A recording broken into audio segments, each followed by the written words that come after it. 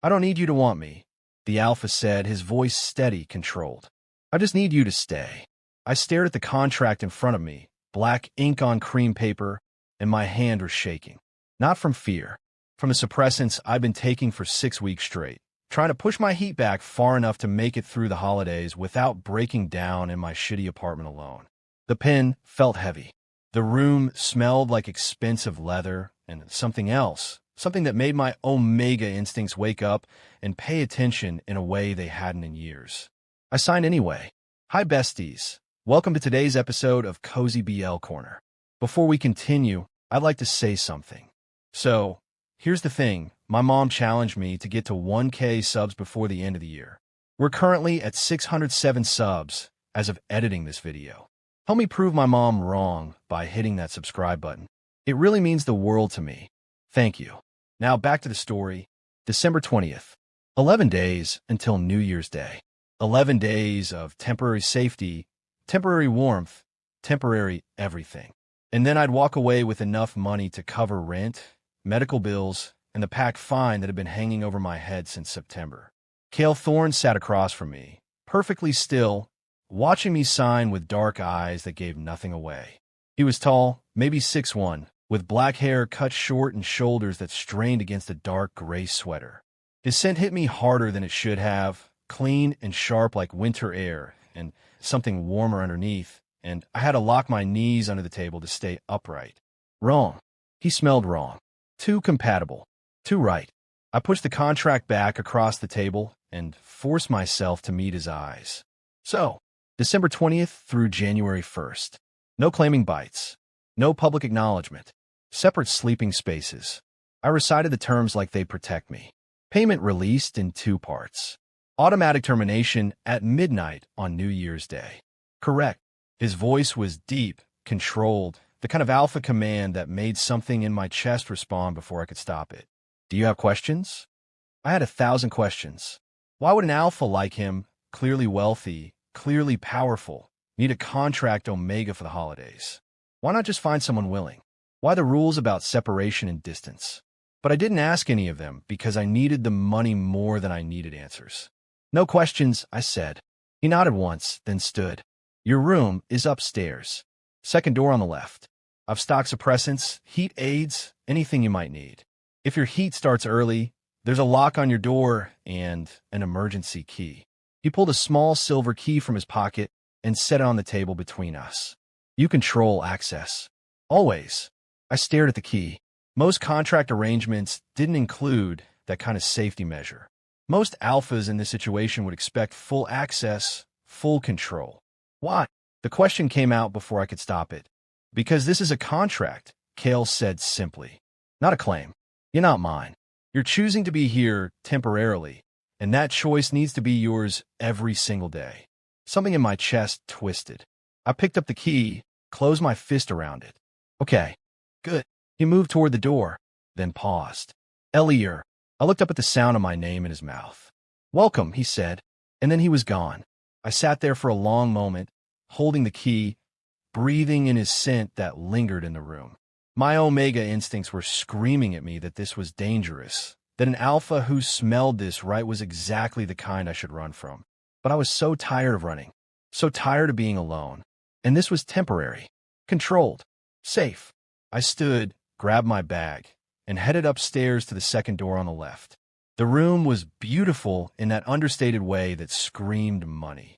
Soft gray walls, a bed that looked like a cloud, a window overlooking snow-covered trees. There was a bathroom attached, stocked with everything I could possibly need. Suppressants in the medicine cabinet. Heat aids in the drawer. Soft blankets folded on a chair. I set my bag down and sat on the edge of the bed, suddenly exhausted. This was fine. 11 days. I could do 11 days. My phone buzzed. A text from my friend Iris, the only person who knew where I was. You okay? I typed back quickly. Asterisk, yeah. He seems decent. Professional. Asterisk. Asterisk, that's good. Call me if anything feels wrong. I don't care what time. Asterisk. Asterisk, I will. Thanks, Iris. Asterisk. I set my phone down and lay back on the bed, staring at the ceiling.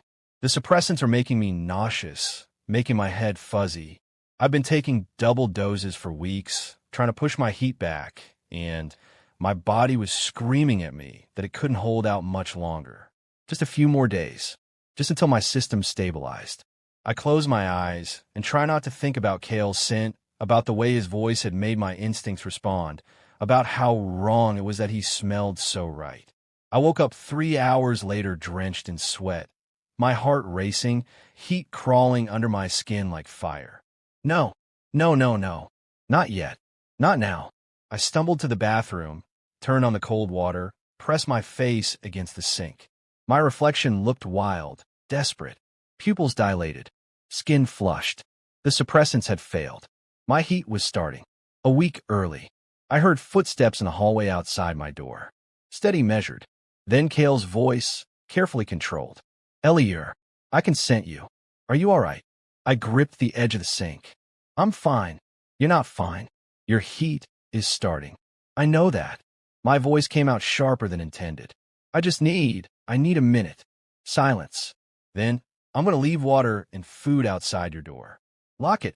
Use the key if you need me, but only if you need me. Understand. I should have been grateful. Should have been relieved that he was giving me space, control.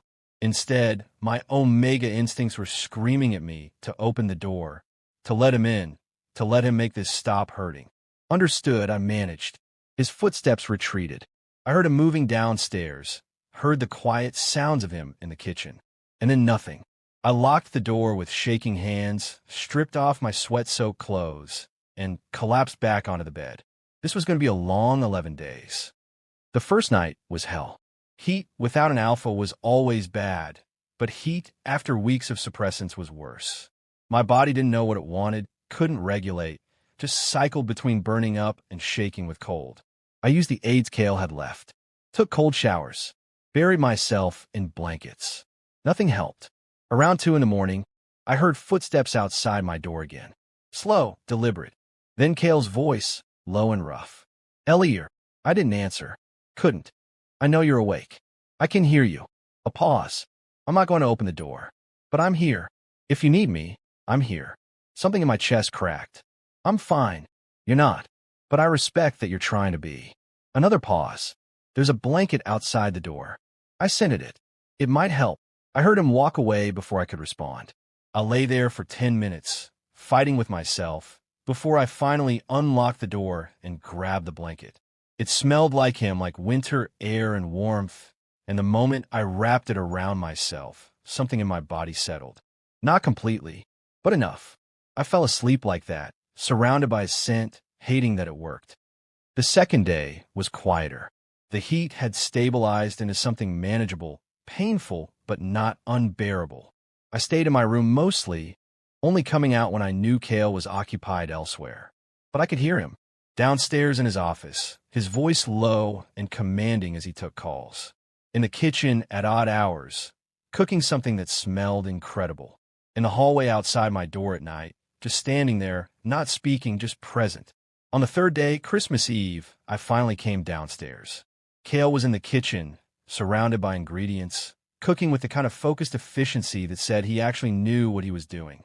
He looked up when I appeared, his eyes tracking over me quickly, assessing. How are you feeling? Better. I leaned against the doorframe, suddenly aware that I was wearing borrowed clothes, that my hair was a mess, that I probably looked like I'd been through hell. What are you making? Dinner. He turned back to the stove. You need to eat. I've been eating. Protein bars don't count. He gestured to the island. Sit. I should have argued. Should have insisted I was fine. But the heat had left me exhausted, hollowed out, and the idea of someone else taking care of food was too appealing to fight. I sat. He worked in silence for a while, and I watched him move. Watched the way his shoulders flexed when he reached for things, the way his hands moved with practiced confidence. He was wearing a black t-shirt and jeans, casual in a way that somehow made him more intimidating, not less. Can I ask you something? I said finally. You can ask. I might not answer. Why do you need a contract, Omega? You're clearly not hurting for options. His hands stilled for just a moment. Then he resumed chopping vegetables, his voice carefully neutral. I don't do well with permanent arrangements. Why not? Because permanent arrangements require trust, and I don't trust easily. He glanced at me, his expression unreadable. This is cleaner. Controlled. No one gets hurt. That's a lonely way to live. So is yours. He said it matter-of-factly, not cruel, just honest. You're here because you don't trust permanent arrangements either. So we're both choosing temporary safety over permanent risk. He wasn't wrong. I'd been abandoned during a heat 2 years ago, left alone and vulnerable by an alpha who'd promised to stay. I'd survived, barely, and I'd sworn I'd never let myself be that dependent again. Fair enough, I said quietly. He set a plate in front of me. Pasta with vegetables and chicken, perfectly seasoned, the kind of meal that took effort and care. Eat. I ate, and it was the best thing I'd tasted in months. Kale leaned against the counter, watching me with that same focused intensity. Your heat stabilized faster than I expected. I'm used to managing them alone. You shouldn't have to be. He said it quietly, almost like he hadn't meant to say it out loud. I looked up, met his eyes, and something passed between us. Something dangerous. I looked away first. It's Christmas Eve. I know. Do you usually do anything for Christmas? No. He pushed off the counter. But I made an exception this year. Why? Because you're here. And it seemed wrong to ignore it completely. My heart did something complicated in my chest. You didn't have to do that. I know.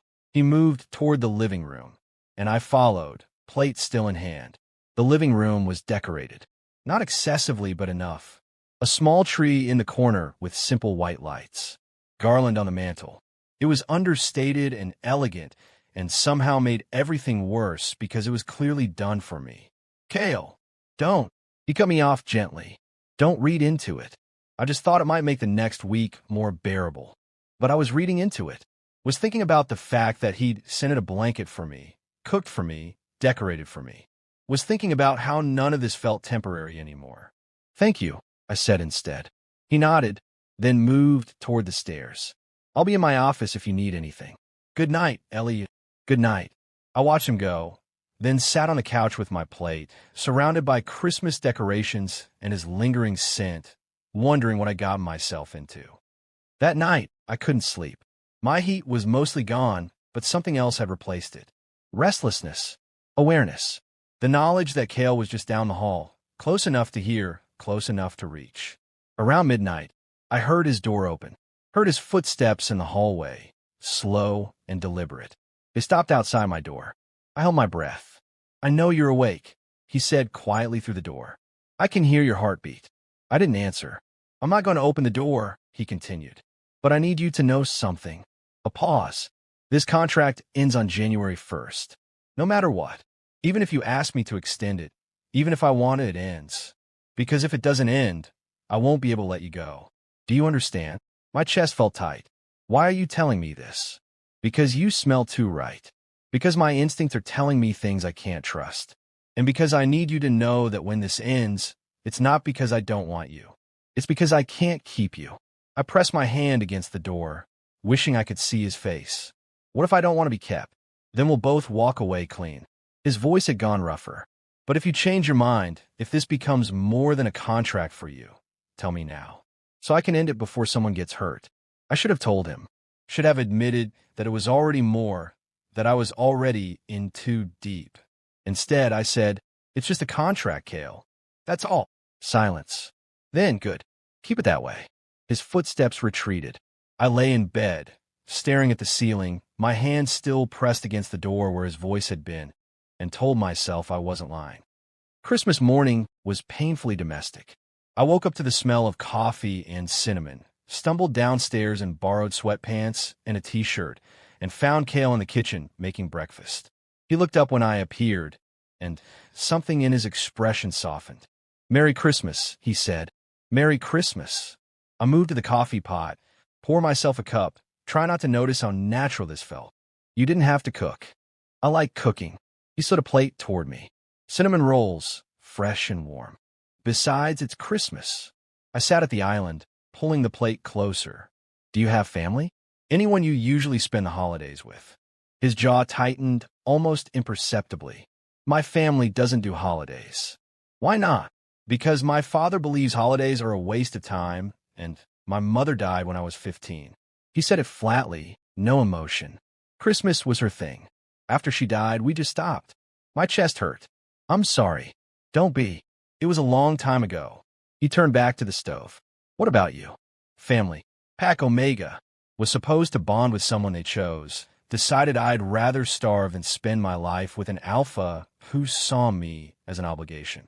I took a bite of the cinnamon roll, let the sweetness settle on my tongue. They fined me for breaking the arrangement. That's why I'm here. He was quiet for a moment.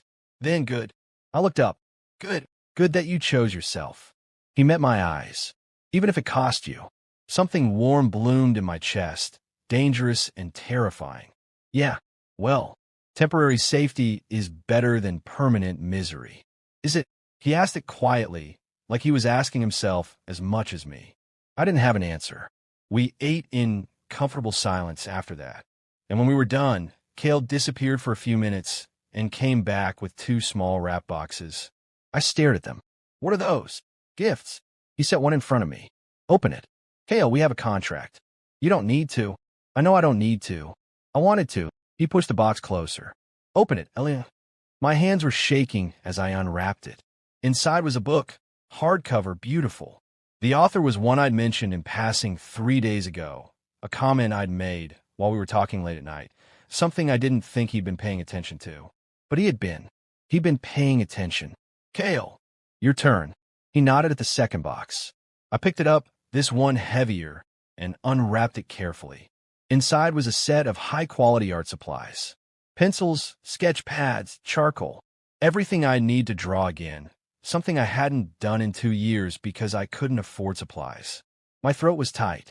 How did you know? You mentioned it. The first night, when you couldn't sleep and we talked through the door. You said you used to draw. He was watching me carefully. I thought maybe you'd want to start again. I couldn't speak. Couldn't process the fact that he'd listened, that he'd remembered, that he'd cared enough to notice. Thank you. I managed finally. I don't have anything for you. You're here. That's enough. The air between us felt charged, electric. I forced myself to look away, to focus on the gifts, on anything except the way he was looking at me. I stood, grabbing the boxes. I should put these upstairs. Thank you, Kale. Really? He nodded, but I could feel his eyes on me as I left the room. Upstairs, I sat on my bed with the gifts and tried very hard not to cry. Because this wasn't supposed to happen. This wasn't supposed to feel like anything more than a transaction. But it did. It felt like being seen, like being valued, like being wanted. And that was the most dangerous thing of all. If you're enjoying this story, please don't forget to subscribe. My mom bet me I couldn't hit 1K subs before the year ends, and I'm determined to prove her wrong. We're at 607 right now. Help me out by clicking that button.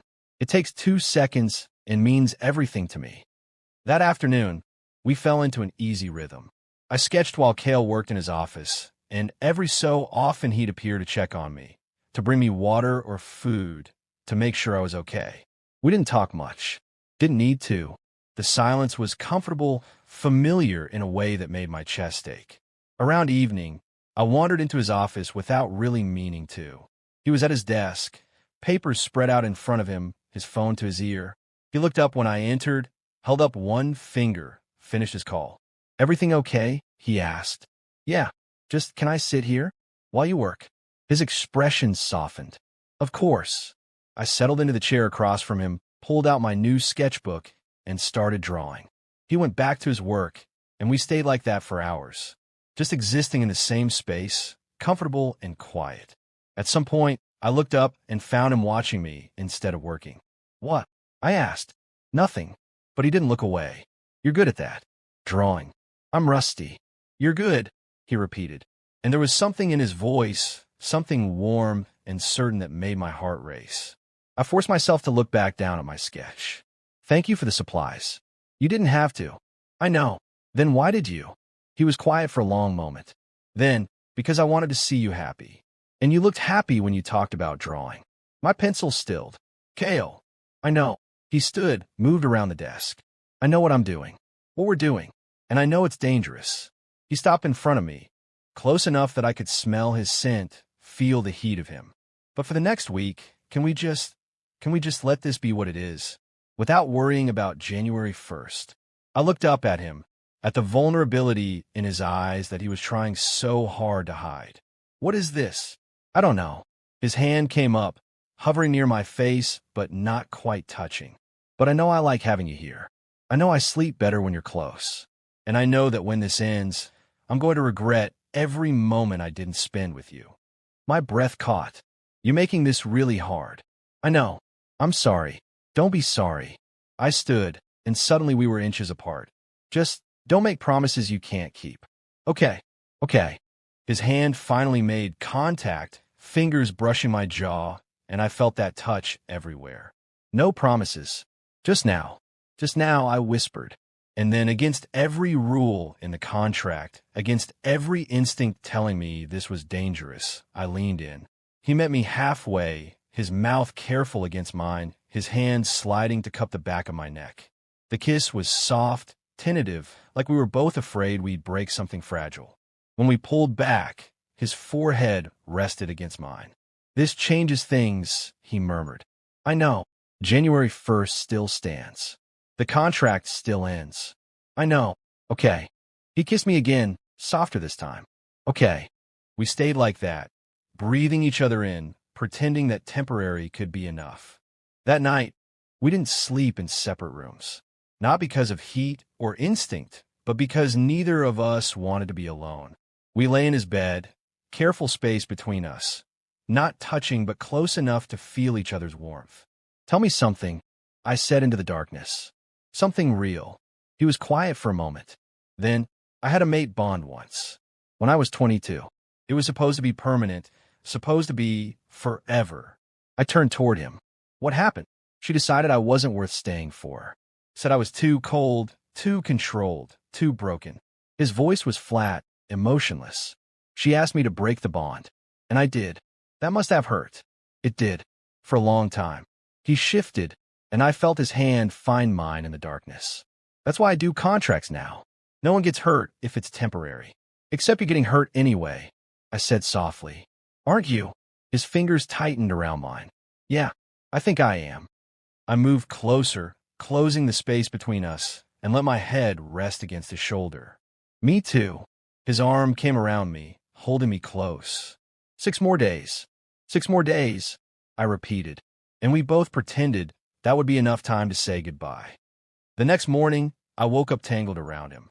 My face pressed against his chest, his arms wrapped around me, our legs intertwined. His scent was everywhere, calm and warm and right. I should have pulled away, should have remembered the rules. Instead, I stayed there, breathing him in, memorizing the way this felt. You're awake, he murmured, his voice rough with sleep. Yeah, we should talk about this. I know. Neither of us moved. Finally, he sighed. Elier, I need you to understand something. When January 1st comes, I'm going to let you go. Not because I want to, because I have to. I pulled back enough to look at him. Why? Because I don't trust myself to be what you need. To be stable enough, gentle enough, present enough. His hand came up to cup my face. I'm too controlled, too cold. I'd suffocate you eventually. And I'd rather let you go now than watch you realize I'm not worth staying for. That's not your choice to make, I said quietly. What if I think you're worth it? Then you'd be wrong. But his thumb was stroking my cheek, contradicting his words.